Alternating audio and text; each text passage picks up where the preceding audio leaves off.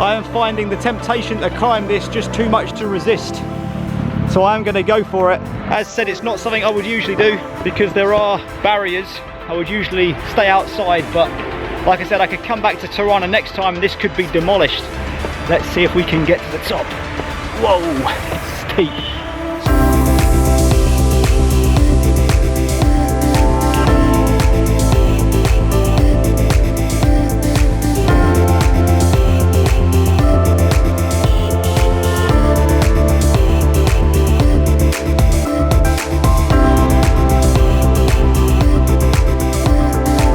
Good morning. In 1912, Albania declared themselves an independent country, but their fight for freedom and democracy would take a little bit longer than I think they planned. In the 1930s, Mussolini invaded, and it was left for one man here in Albania and one party to lead the fight back against the Italian fascists. That was a man named Enver Hoxha and his Communist Party. Now, they proved successful in their defence of Albania, and by the end of the Second World War there were no Italian or German troops left in the country. But in the political vacuum that followed the Second World War, the Communist Party jumped into power and ended up ruling here for over half a century. In this video I'm going to be taking a look at the communist years here in Albania, learning a few stories, things that happened in the country and in the city, and also visiting some of the landmarks that are important to the communist years here in the country. But I'm going to start the video off by introducing you to some of the figures that proved important to the communist rule here. These are statues that used to be dotted around the city of Tirana in all the important places like plazas and squares and streets and main roads. Now they are banished to a little place behind the art gallery. I'm going to introduce you to who they are and how they affected communism here in Albania.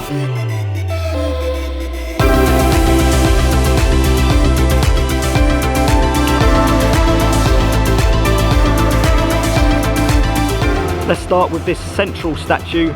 This is Vladimir Lenin, a Russian communist and a former leader of the Soviet Union. To his right, my left, is Stalin. Now this is somebody that Enver Hoxha, the communist leader of Albania, looked up to and based his ideas of communism on. Some of the statues in the middle here, I'm not familiar with who they are. I think this one represents the working man, but this massive statue on the right hand side is another one of Stalin, and this is a massive statue. It's got to be 15 feet high. If I come over to it, you can see I don't even come up to the waistcoat on this statue. And then the statue here in white, this one has no nose, but this is the communist leader of Albania himself, Enver Hoxha. He was a Stalinist. He based his ruling of Albania on how Stalin ruled the Soviet Union, and I'll talk a little bit more about that in a couple of minutes time. But I'm going to start my walk now around the city, and I'll explain a little bit more about Albanian communism and how Enver Hoxha ruled the country as I walk around. I've just entered the House of Leaves. I'll tell you a little bit more about that in a second, but first of all I just wanted to touch on the hardline communist regime that ruled here. As I said, Enver Hoxha was the communist leader, and as soon as he came into power he took away a lot of the Albanian people's freedoms, including the freedom to own your own property. All privately owned land and property was returned to the state during the communist years, and also he banned religion. So the country up until that point had a large practicing Muslim community, and also a smaller Christian community. Well, he banned mosques and churches. There's a church just across the road.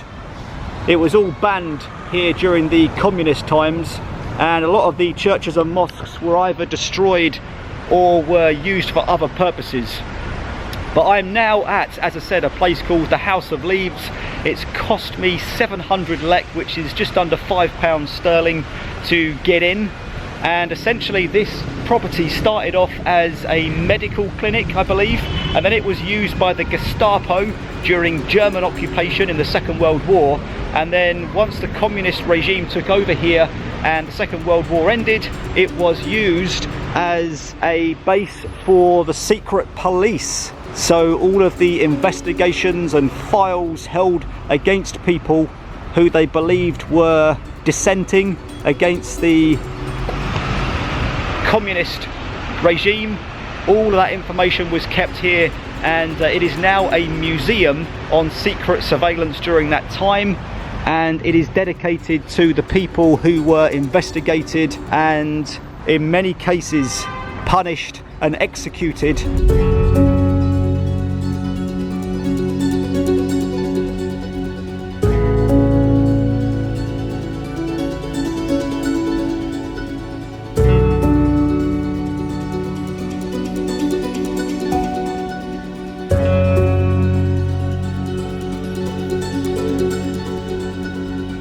I am out of the House of Leaves. I've got to say, very interesting to take a walk around some of those interrogation rooms, some dark history going on in there where people were very sadly tortured. It was interesting to find out as well that there were lots of spies, lots of agents, but also lots of informants, many more informants than spies, and informants were people that were being paid or at least given some kind of advantage for spying on their neighbours, their friends, their family, and providing information when they thought that the authorities would want to know. So I guess if you were trying to live your life normally, you'd be very worried that there were informants very close to you. There's also lots of rooms set up, as I said, interrogation rooms, but also demonstrating the kind of equipment that was used. Video cameras for surveillance, bugs, microphones, all kinds of kit used to spy on people. So pretty crazy to take a look around and see it all. Back to the red building that looks like a Christmas gift, all wrapped up, ready to go. So there are a couple of prominent bunkers here in the city centre, Bunk'Art 1 and Bunk'Art 2. Bunk'Art 1 is out towards the edge of the city.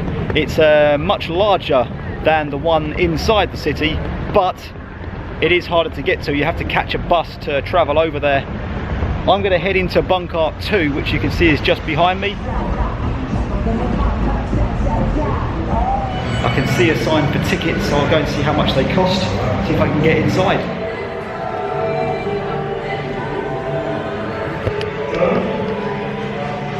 It turns out that between the late 60s and 1986, over 170,000 bunkers were built in Albania because Enver Hoxha believed he was going to come under attack from somebody at some time.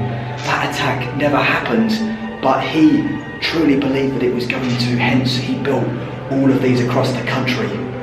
So this one is actually attached to the Ministry of Internal Affairs. It is chemical proof, it is nuclear proof, so he thought at the time, and it was going to be used to evacuate staff from the ministry should an invasion or attack actually happen, which it didn't, of course. Right here is the former entrance that connected the bunker to the Ministry of Internal Affairs, as I was saying a minute ago. I don't think you can use this entrance anymore, it's all blocked off, but there are 3 very large armoured doors that give you access right here inside of this bunker.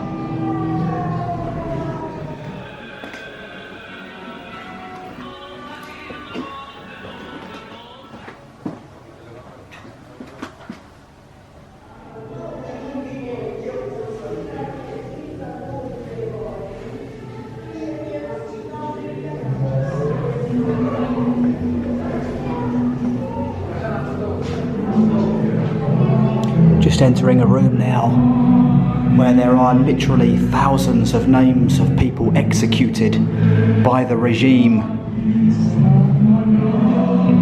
It is horrific to see. all of these people were executed because of political status.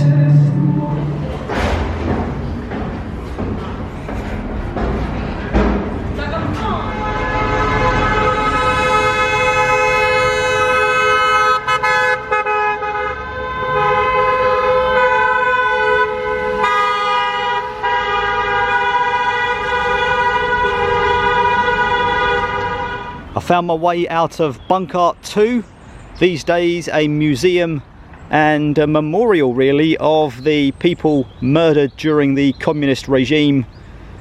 Incredible to see the lists of names who were murdered for no other reason than their political affiliation.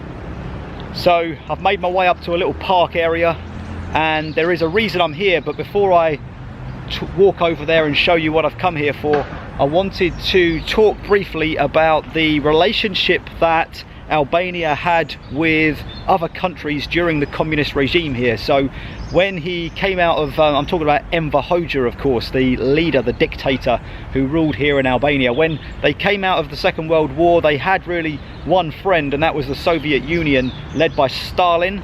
And he was a Stalinist, so he really looked up to the way Stalin ruled the Soviet Union. But when Stalin died, he accused the Soviet Union of being too moderate and not implementing communism properly. Same with the Yugoslavia next door. He thought they were too moderate as well. He didn't like America or the West or Britain or any countries like that, because he was quite frightened of democracy, I guess, being a communist leader. And there was one other country that he did turn to after he closed off all other relationships, and that was China. He got on with Mao until Mao began to talk to the United States. And again, the aid that was coming from China, he didn't care about that. He just wanted to get out of his relationship with China because they were talking to the United States, and that's what he ultimately did. The aid was cut off, the country got even poorer than what it was, and from that point the country of Albania was a true closed country. They didn't have any friends, any partnerships in the world. It was all just about communism here in the country. And so I've come to this area because it's called the entrance to the block. So the block was the area that the communist regime ruled from. It is essentially what it defined as. It's a block in the city of Tirana, and here in the block the government buildings, but also the villa of the communist leader Enver Hoxha. And I'm going to walk up there in just a second, but from where I'm walking now up to the villa, this was previously off the maps. This wasn't part of the city. The locals couldn't come here. Nobody could enter this district. It was heavily protected by the military and the police, and nobody was allowed in. Of course, times have changed now and I can just walk up there, but back in the communist times that wasn't the case. Incredibly enough, this was the area where the guards would be and waiting for people trying to get in and out of the block area. And if I show you what's over here, there is another bunker that would have been occupied by the military, and they would probably have been sitting here at some kind of guard post, I guess, waiting for people to come up, and if they did, they would check that they had the permissions to enter, and if not, they would shoot them off. So let's just see if I could pop inside and see. There we go. It's not very big, but in here, of course, you could stick your gun out of the window and you could defend the block as per the instructions of Hoxha. I've made my way right into the centre of the former military zone. As said, if I was walking along here 30, 40, 50 years ago, no doubt about it, I would have been shot at. This was a very much restricted and very controlled area, and just to my left now is the villa of the former dictator Enver Hoxha, a luxurious 3-story villa. See if I can just pop the camera over the, there we go, 3-story villa By communist leaders' standards, you know, when you compare it to the Romanian dictator Nicolae Ceausescu, it's actually not that extravagant, but it is luxury right here in the centre of Tirana, and that's something that wasn't afforded to pretty much anybody else. You can see a swimming pool here in the foreground. There's videos on YouTube of the dictator swimming with his family when this was part of the military zone and when he was actually living here. There is a basement in the property with another swimming pool inside and an escape tunnel. A little further on now, this is another one of the entrances, and it's amazing how little security there is here. It is just sitting here empty, and there isn't really anything to stop you from jumping over this fairly modest gate and getting a bit closer to the property, but I'm not going to do that.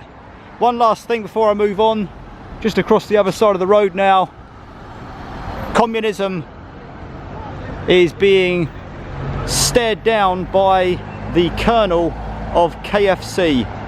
Communism definitely lost out to capitalism there. Just heading now to the final stop of my walk around communist Tirana.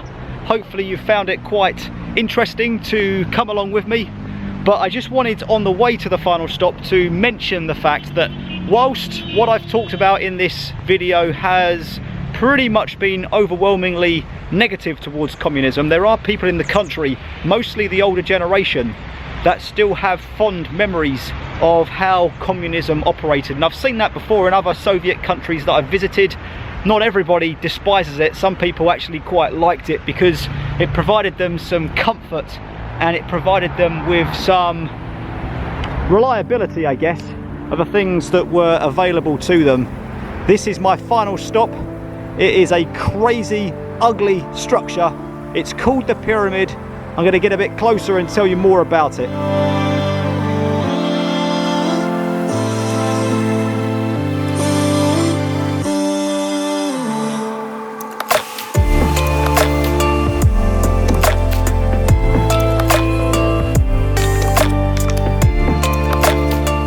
So it wouldn't be fitting if I didn't finish my little communism video with a story about what happened at the end of the communist years here in Albania and why the heck this pyramid got built. Well, in 1985, Enver Hoxha died. He died of diabetes or complications from it, and he appointed a new communist leader before he died, hoping that his communist regime would continue on into the future. Well, the Berlin Wall fell in 1989, of course, and things throughout Europe began to change. Here in Albania, the people began to rise up. They wanted their liberties back, they wanted their freedoms back, they wanted their rights back, and they didn't have any of those under communism. So they started to rebel and demand a democratic election. And they got their wish in 1992. Democratic elections were actually held after widespread protests and rebellions throughout the country. And for the first time since the Second World War, the Communist Party were kicked out of the rule of the country of Albania. It is quite common to see, as you're walking through and past this incredible structure, people actually climbing it. Unfortunately, there are barriers now to stop people from getting close to it. I guess that's what they're there for. But I really wanted to climb it. I was hoping to be able to get to the top. All right, I have slipped in between the fencing and I've managed to get up close and personal to the structure itself. Looks even larger now. I'm standing right at the base. Lots of graffiti all over the place, as you can see in there. Lots of areas that have been vandalized and smashed up. I'm not sure what all this graffiti says, but it doesn't seem very friendly in the way it's written and the pictures that come along with the text. Here you can see, I believe, the entrance to a nightclub. So they tried to use this pyramid for other purposes once they closed it down as Enver Hoxha's museum. The sign up there on the wall is the sign to a nightclub, and this is where you used to be able to enter the building, but that was closed as well. It was used for a few different purposes. over the time. It's also used as offices. It was also used for the NATO headquarters when they had a campaign in Kosovo, just next door. And as I said before, it is designed in such a way that you can climb up to the top. I'm not sure if I'm that daring, we'll find out in a minute. I'm probably never going to get enough of an opportunity to get on top of the pyramid, to be honest. You can see down here lots of broken glass. Wow, that goes down quite a way.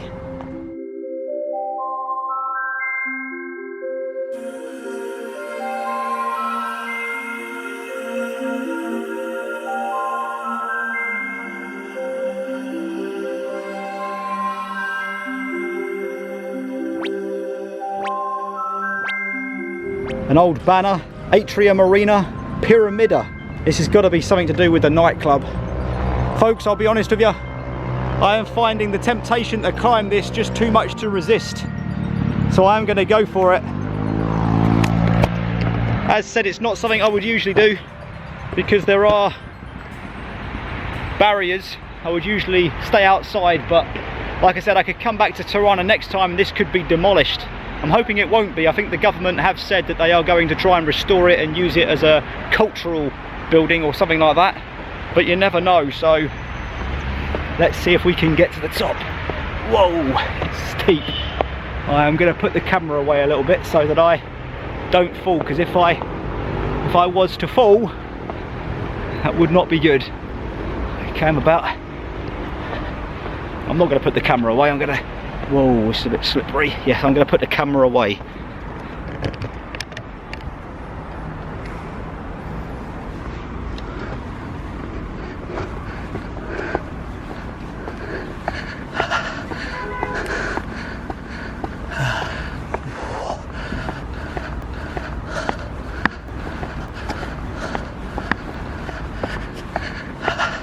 You can do this. Yes. Whoa. Goodness, look at that. Oh my God. I'm at the top of the pyramid. So that's where I came up. Doesn't look too steep now, but my goodness, when I was on it, felt like I was going to slide down at any moment. Made it to the top, and what an incredible place to finish the video. Communism in Tirana, communism in Albania, and these just spectacular views around the city from on top of the pyramid that kind of dominates the city in terms of tourist attractions, I guess. Whoops, nearly tripped over. Loads of barbed wire on this section, I guess, to stop you from getting to the telecommunications devices there that were installed when they tried to use the pyramid as office space. So that is the end of my incredible day in Tirana, looking around its communist past. I hope you found the video helpful and interesting. If you have, then please consider subscribing and liking the video. They really help a lot when you do that. But I'm not done with Tirana yet. I've got one more day. I'm going to be making another video tomorrow of Tirana's alternative scenes, some of the parks and some of the markets that are not visited by your average tourist. That's what I'm hoping to do tomorrow, and then my road trip comes to an end. But once again, thanks very much for watching the video. Hopefully you've enjoyed it. Good night from this incredible view in Tirana, Albania. See ya.